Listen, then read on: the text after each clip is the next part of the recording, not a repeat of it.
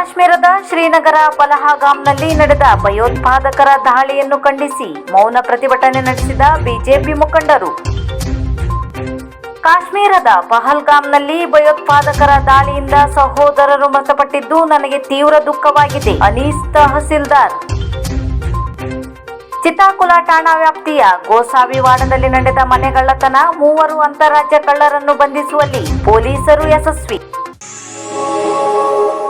ಜಮ್ಮು ಕಾಶ್ಮೀರದ ಶ್ರೀನಗರ ಪಹಲ್ಗಾಮ್ನಲ್ಲಿ ನಡೆದ ಭಯೋತ್ಪಾದಕ ದಾಳಿಯನ್ನು ಖಂಡಿಸಿ ಶಿರ್ಸಿ ಬಿಜೆಪಿ ನಗರ ಮಂಡಳದ ಪ್ರಮುಖರು ನಗರದಲ್ಲಿ ಮೌನ ಪ್ರತಿಭಟನೆ ನಡೆಸಿದರು. ನಗರದ ಅಂಚೆ ವೃತ್ತದಲ್ಲಿ ದೀಪ ಬೆಳಗಿಸುವ ಮೂಲಕ ಮೌನ ಪ್ರತಿಭಟನೆಯನ್ನು ಪ್ರಾರಂಭಿಸಿ ನಗರದ ಸಿಪಿ ಬಜಾರ್, ಬಾರ್ಕೂರ್ ಚೌಕ್, ನಟರಾಜ ರಸ್ತೆ ಮೂಲಕ ಮೆರವಣಿಗೆ ನಡೆಸಿ ಅಂಚೆ ವೃತ್ತದಲ್ಲಿ ಭಯೋತ್ಪಾದನಾ ಕೃತ್ಯದಲ್ಲಿ ಮೃತಪಟ್ಟವರಿಗೆ ಶ್ರದ್ಧಾಂಜಲಿ ಸಲ್ಲಿಸಿದರು. ಈ ಸಂದರ್ಭದಲ್ಲಿ ನಗರ ಮಂಡಲ ಅಧ್ಯಕ್ಷ ಆನಂದ್ ಸಾಲೆ, ನಗರಸಭೆ ಅಧ್ಯಕ್ಷ ಶರ್ಮಿಳಾ ಮಾದನ್ಗೇರಿ, ಉಪಾಧ್ಯಕ್ಷ ರಮಾಕಾಂತ್ ಭಟ್, ನಗರ ಯೋಜನಾ ಪ್ರಾಧಿಕಾರದ ಮಾಜಿ ಅಧ್ಯಕ್ಷ ನಂದನ್ ಸಾಗರ್, ಸದಸ್ಯೆ ವೀಣಾ ಶೆಟ್ಟಿ, ಗಣಪತಿ ನಾಯ್ಕ್, ರಾಘು ಶೆಟ್ಟಿ ಸೇರಿದಂತೆ ಹಲವರು ಭಾಗವಹಿಸಿದರು.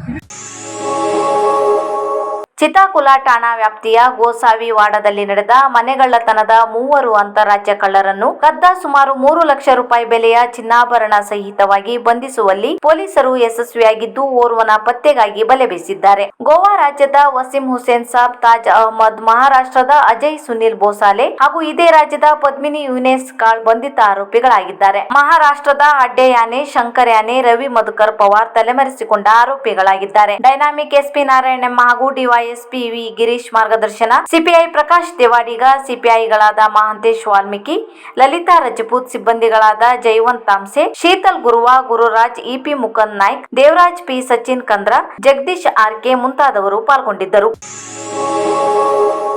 ಕಾಶ್ಮೀರದ ಪಹಲ್ಗಾಮ್ನಲ್ಲಿ ಭಯೋತ್ಪಾದಕರ ದಾಳಿಯಿಂದ ನನ್ನ ಸಹೋದರರು ಮೃತಪಟ್ಟಿದ್ದು ನನಗೆ ತೀವ್ರ ದುಃಖವಾಗಿದೆ. ಈ ಕೃತ್ಯ ಅಮಾನವೀಯವಾಗಿದ್ದು ಅಪರಾಧಿಗಳನ್ನು ಆದಷ್ಟು ಬೇಗ ಹಿಡಿದು ಅತ್ಯಂತ ಕಠಿಣ ಶಿಕ್ಷೆಗೆ ಗುರಿಪಡಿಸಬೇಕೆಂದು ವಕ್ಫ್ ಮಂಡಳಿ ಜಿಲ್ಲಾಧ್ಯಕ್ಷ ಅನೀಸ್ ತಹಸೀಲ್ದಾರ್ ಅವರು ಪ್ರಧಾನಿ ಮೋದಿ ಅವರಿಗೆ ಒತ್ತಾಯಿಸಿದ್ದಾರೆ. ಭಯೋತ್ಪಾದನೆಗೆ ಯಾವುದೇ ಧರ್ಮವಿಲ್ಲ. ಭಯೋತ್ಪಾದಕರ ಈ ದಾಳಿಯನ್ನು ದೇಶದ ಎಲ್ಲಾ ಮುಸ್ಲಿಮರು ಖಂಡಿಸುತ್ತಾರೆ ಮತ್ತು ನ್ಯಾಯಕ್ಕಾಗಿ ತಮ್ಮ ಪ್ರಾಣವನ್ನು ತ್ಯಾಗ ಮಾಡಲು ಸಿದ್ಧರಿದ್ದಾರೆ. ಈ ಹೇಯ ಕೃತ್ಯವನ್ನು ನಿಲ್ಲಿಸಲು ಮತ್ತು ಅಂತವರನ್ನು ಶಿಕ್ಷಿಸಲು ಸರ್ಕಾರ ಅಗತ್ಯ ಕ್ರಮವನ್ನು ತೆಗೆದುಕೊಳ್ಳಬೇಕು. ಯುವಕರು ನಮ್ಮ ದೇಶಕ್ಕಾಗಿ ಯಾವುದೇ ಸಹಾಯ ಮಾಡಲು ಮತ್ತು ಪ್ರಾಣ ತ್ಯಾಗಕ್ಕಾದರೂ ನಾವು ಸಿದ್ಧರಿದ್ದೇವೆ. ನಾವು ಹೆಮ್ಮೆಯ ಭಾರತೀಯರು. ನಮ್ಮ ಸಹ ಭಾರತೀಯ ಸಹೋದರರಿಗೆ ಆದ ಅನ್ಯಾಯಕ್ಕೆ ನ್ಯಾಯವನ್ನು ಬೇಡುತ್ತೇವೆ. ಮುಗ್ಧ ಜೀವಿಗಳ ನಷ್ಟವನ್ನು ಭರಿಸಲು ಯಾರಿಂದಲೂ ಸಾಧ್ಯವಿಲ್ಲ. ಇಂತಹ ಅಮಾನವೀಯ ಕೃತ್ಯವನ್ನು ಎಸಗಿದ ಭಯೋತ್ಪಾದಕರನ್ನು ಮುಕ್ತವಾಗಿ ಬದುಕಲು ಬಿಡಬಾರದು. ನಮ್ಮ ದೇಶದಲ್ಲಿ ಭಯೋತ್ಪಾದನೆಯನ್ನು ಬೇರು ಸಮೇತ ಕಿತ್ತು ಹಾಕಬೇಕು. ನಾವು ಈ ದೇಶಕ್ಕಾಗಿ ಬದುಕುತ್ತೇವೆ ಮತ್ತು ದೇಶಕ್ಕಾಗಿ ಸಾಯಲು ಸಿದ್ಧರಿದ್ದೇವೆ ಎಂದು ಅವರು ತಿಳಿಸಿದ್ದಾರೆ.